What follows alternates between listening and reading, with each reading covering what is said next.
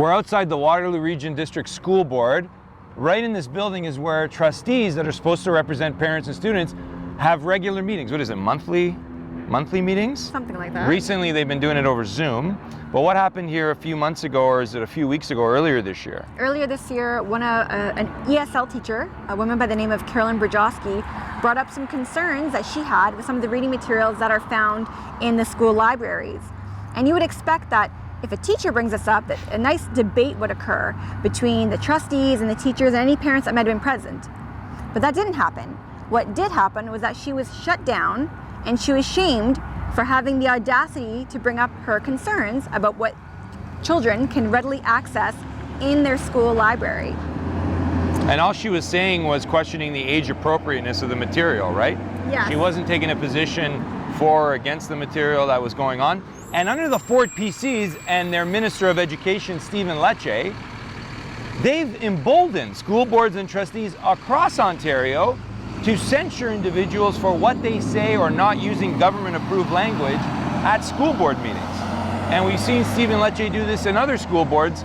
And Caroline, since then, has sued this school board. And who was the chair of the school board, the trustee? Yeah, so she's been forced to now sue not only the school board, but the chair, Scott Piatkowski.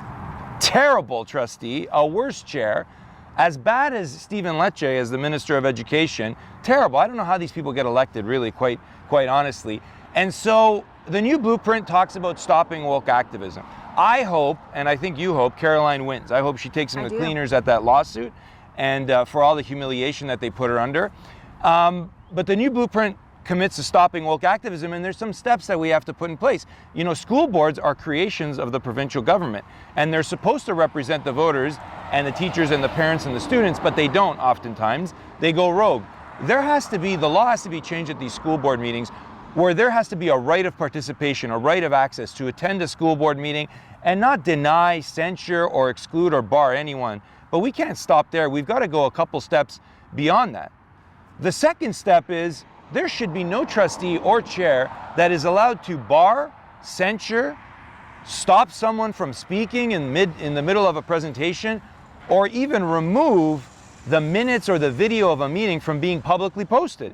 And thirdly, a provincial government should really look at these laws about suing people for slander or libel.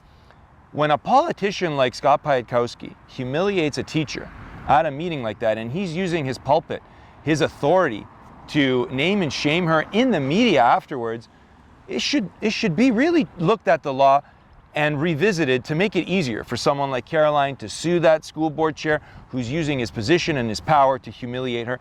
That's what we're going to look at with a new blueprint. We got to stop woke activism in our schools and at the school board level and trustees. We're standing up for values and principles, challenging the left, balancing the narrative, changing the course, standing up for you at the New Blue Ontario with the new blueprint. We'll see you soon.